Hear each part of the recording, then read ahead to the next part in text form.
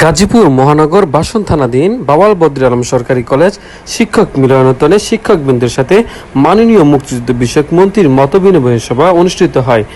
উক্ত অনুষ্ঠানে সভাপতি করেন কলেজের অধ্যক্ষ প্রফেসর বি.এম. আব্দুল হান্নান। অনুষ্ঠানের আহ্বায়ক হিসেবে ছিলেন প্রফেসর অসীম কুমার বর্মন। উক্ত অনুষ্ঠানের প্রধান অতিথি হিসেবে উপস্থিত ছিলেন মাননীয় মুক্তিযুদ্ধ বিষয়ক মন্ত্রী বীর মুক্তিযোদ্ধা অ্যাডভোকেট জনাব আকমা মোজাম্মেল হক এমপি।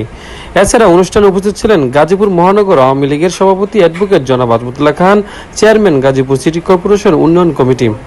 আর উপস্থিত ছিলেন নবগঠিত গাজীপুর মহানগর আওয়ামী লীগ কমিটির সাংগঠনিক সম্পাদক মোহাম্মদ আলতাফ হোসেন, কোষাধ্যক্ষ সিরাজুল ইসলাম চৌধুরী, যুব ও ক্রীড়া বিষয়ক সম্পাদক হীরা সরকার, প্রচার ও প্রকাশনা সম্পাদক আব্দুল হালিম সরকার, সদস্য প্রফেসর আব্দুল বারী, সদস্য আবুল কাশেম প্রমুখ। আর উপস্থিত ছিলেন বাওয়াল বদ্রী আলম সরকারি কলেজের উপাধ্যক্ষ অধ্যাপক মোহাম্মদ শওকত আলী, বাংলা বিভাগের বিভাগীয় প্রধান প্রফেসর অসীম কুমার বর্মন, ব্যবস্থাপনা বিভাগের বিভাগীয় প্রধান প্রফেসর মুস্তাফিজুর রহমান সহ সকল বিভাগীয় প্রধানগণ। উক্ত মত বিনিময় সভায় প্রধান অতিথি এবং বিশেষ অতিথি তাদের বক্তৃতায় কলেজের আবাসন ব্যবস্থাকে সঠিকভাবে ব্যবহার করার জন্য নির্দেশ প্রদান করেন এবং বঙ্গবন্ধু শেখ মুজিবুর রহমানের স্বপ্নের বাংলা গড়ার লক্ষ্যে প্রত্যেক শিক্ষক শিক্ষিকাগণকে মানুষ গড়ার কারিগর হিসেবে আখ্যা দিয়ে বলেন, ন্যায় নিষ্ঠার সহিত পাঠদান করে বাওয়াল বদ্রী আলম সরকারি কলেজের ঐতিহ্যকে ধরে রাখার জন্য সবার প্রতি আহ্বান জানান এবং বিভিন্ন দিক নির্দেশনামূলক বক্তৃতা প্রদান করেন।